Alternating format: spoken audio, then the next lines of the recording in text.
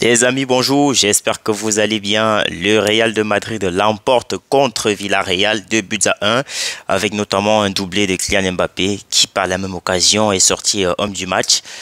J'avoue, c'est peut-être mérité, mais honnêtement, j'aurais donné le titre de homme du match peut-être à Thibaut Courtois parce que pour moi ce soir Thibaut Courtois il réalise un gros match. Thibaut Courtois ce soir c'est 10 arrêts. Franchement, c'était de trop. Donc, le Real de Madrid réussit à s'imposer contre Villarreal. Honnêtement, Villarreal aurait mérité la victoire dans ce match.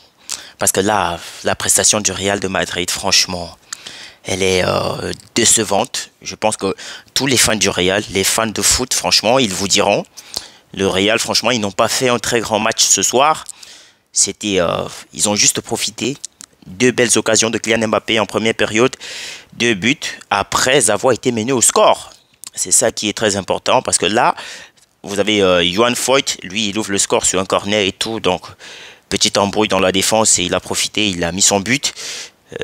Villarreal normalement il menait 1-0, bon là ils se font rattraper immédiatement par monsieur Kylian Mbappé qui réalise un doublé et qui par la même occasion ouais, il conserve la deuxième place de Pichichi en Liga avec bien sûr 20 buts. Il y a une seule unité de Lewandowski, si je ne dis pas de bêtises, je pense, parce que Lewandowski doit être à 21 buts inscrits en Liga cette saison. Donc je pense que il est en grand danger. Il est en grand danger. Et honnêtement, au vu des performances de Lewandowski, je pense que Kylian Mbappé, il va forcément, à la fin de la saison, finir Pichichi de la Liga pour une première saison en Espagne, au Real de Madrid, à la Liga. Franchement, ça va être incroyable. Lui qui a pourtant connu un début de saison très difficile. Donc, je pense que là, on a un très grand Kylian Mbappé ce soir aussi. Mais en même temps, il n'y a pas que le fait qu'il est marqué qui était aussi important. Il y a aussi cette attitude à l'encontre de Arda Güler parce que là, j'ai vu l'occasion d'Arda Güler. C'était pratiquement sa seule bonne occasion dans le match. Arda Güler, on va en revenir. Donc là, tu as Arda Güler qui voulait marquer, mais là, il place très mal le tir. Donc, c'était même pas cadré et on a Mbappé qui s'agace parce qu'il était positionné, ouais, il était bien positionné, c'est vrai, pour mettre le troisième but et pas la même occasion, le coup de chapeau. Donc voilà, je n'ai pas trop aimé son attitude, sinon j'ai aimé son match, mais cette attitude je n'ai pas aimé parce que Arda Güler c'est un joueur, il galère depuis ces derniers temps, donc je pense que le moindre but actuellement en Liga, que ce soit en Liga, en Ligue des Champions ou en Coupe d'Espagne, lui fera du bien. Donc je pense qu'il est à la quête de ça, il est à la quête de cette confiance et je pense que ses coéquipiers doivent notamment l'encourager, motiver pour voilà, pour la quête de ce but, peut-être libérateur. Bon, une belle prestation aussi parce que marquer, ça fait des points en plus, les passes décisives aussi. Donc je pense qu'on n'est pas prêt de revoir Arda Güler franchement sur les pelouses pour longtemps parce que jusqu'à présent, la fin du championnat, elle est vraiment serrée. C'est pas comme la saison dernière où le Real était déjà quasiment champion à la 28e journée. Donc, cette saison, c'est très difficile. Donc, du coup, je pense qu'Ancelotti, il va pas prendre les risques à faire jouer tout le temps Arda Güler, Hendrick, tout ça. Donc, c'est très compliqué.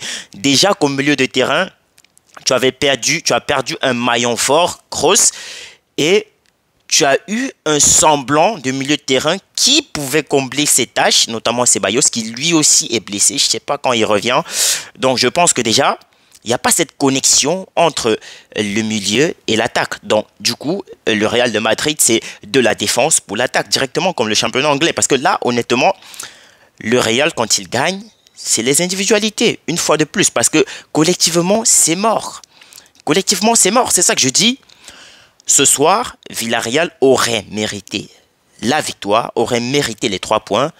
Là, personne ne doit être choqué. Personne. Vu le niveau du Real, franchement, on doit se poser les questions. Moi, personnellement, je me pose des questions. Je me demande comment ils font pour être premiers du championnat. Comment ils font pour être en quart de finale de la Ligue des Champions. Comment ils font pour être en demi-finale de la Supercoupe d'Espagne. Parce que là, cette saison, on a probablement le pire Real de Madrid des 5 dernières années, peut-être les 10 dernières années. Parce que là, franchement, ça craint. Ça craint cette équipe. Franchement, c'est des prestations quasi ignoble. Parce que là, le milieu de terrain, c'est mort. Bellingham, il n'a pas fait un si bon match que ça. Ça, c'est mon point de vue. Hein. Parce que je sais qu'il y en a qui vont dire, bon, Bellingham, il a été extraordinaire et tout. Les pertes de balles, à certains moments, des gestes quasi inutiles. Là, à la suite de ces gestes, tu peux y avoir une récupération qui mène à un but. Bah là, tu vas te sentir coupable. Et évidemment, tu dois être fautif. Parce que là, si tu joues vite fait, ça va très vite le foot. Donc, moi, je pense que Bellingham, ce soir, il fait un bon match, mais pas un très grand match. Donc, il aurait pu faire mieux. Ça, c'est mon point de vue à moi. Tchouaméni, par contre, il a été mis en défenseur central. C'est vrai qu'au début, il a un peu galéré. Bah ouais, hein. Tchouaméni, aujourd'hui, il a un peu galéré, mais très vite, il s'est réadapté. Parce que là, c'était le poste qu'il jouait avant l'arrivée des Alaba et tout. Bon, avant le retour de blessure, je vais dire, parce que je dis qu'avant l'arrivée, c'est comme si c'est la première saison au Real de Madrid, pourtant c'est pas le cas. Asensio, bon match lui aussi. Bon, le volume il est haut, hein, mais à un certain moment donné, j'ai senti Asensio en difficulté. Je crois qu'il a même été remplacé. Il a cédé sa place à Rudiger, je crois, c'est le cas. Donc Vasquez, par contre, moi, je pense que Villarreal, ils n'ont pas vraiment su profiter. Parce que Vasquez, je dirais que c'est le maillon faible défensivement au Real de Madrid. Donc, moi, si j'étais un coach d'une équipe et que je dois jouer le Real, honnêtement, je dois me préparer à faire passer le ballon beaucoup plus sur le côté de Vasquez. Parce que là, tu es sûr que sur 10 actions, au moins, tu vas réussir au moins 6. Le mec, il n'est jamais présent. Il n'est presque pas là. Donc, Villarreal, ils n'ont pas vraiment su profiter. Et honnêtement, le Real peut dire merci à un très grand Thibaut Courtois. Parce que ce soir, Thibaut Courtois, il réalise un très grand match. Le mec, il a encaissé 23 frappes. 23 tirs. Bon, sur les 23, je pense qu'il y avait 10 tirs cadrés. Mais là, honnêtement, c'était énorme. Parce que les frappes de Villarreal, ça venait de partout. Ça venait vraiment de partout. Donc, le Real pouvait compter notamment ce soir sur un grand Thibaut Courtois. Et je crois qu'il a réalisé son match. Donc... sinon, le reste de l'équipe, honnêtement, Vinicius qui a été mis au banc de touche, il a commencé le match sur le banc, il est entré, mais j'ai pas trop trouvé l'entrée de Vinicius vraiment époustouflante parce que j'avais même l'impression qu'à un moment donné, il s'agaçait. Là, tu vois, il touche la balle, il fait des actions, il regarde, il parle pas beaucoup. Donc, je me suis dit, bon, je sais pas pourquoi Ancelotti lui a mis au repos parce que je pense qu'ils n'ont pas match en Ligue des Champions, mais ça fait toujours du bien de reposer des joueurs. Donc, sinon, à part ça, Vinicius, il a eu quelques 2-3 petites actions. Mais en général, il n'a pas fait un très grand match, Vinicius. Il n'a pas vraiment fait une entrée remarquable. Donc, Brahim Diaz, il était perdu en quelque sorte. Parce que, comme j'ai dit tantôt, Villarreal aurait mérité la victoire. Parce que c'était eux les maîtres du jeu. Le Real a peut-être gagné en possession, mais Villarreal, ils avaient toutes les occasions clés du match. C'est eux qui avaient les occasions, c'est eux qui dictaient la conduite à suivre. Parce que là, franchement, le Real, ils ont juste bénéficié de cette efficacité de Kylian Mbappé devant les buts pour prendre les 3 points. Parce qu'aujourd'hui, ce qui a manqué à Villarreal, et justement, c'est ce réalisme de Kylian Mbappé devant les buts. Parce que Villarreal, ils ont eu tellement d'occasions. C'est vrai que Courtois, il était présent, mais je pense que l'attaque de Villarreal pouvait faire mieux. Je pense surtout que le coach de Villarreal, il va s'en vouloir d'avoir titularisé Nicolas Pepe parce que Pepe, ce soir, c'est quasiment nul. Il faut absolument rien du tout. Je comprends pourquoi il a été remplacé à la mi-temps pour mettre Barry. Je me dis, Barry, c'est un très bon joueur.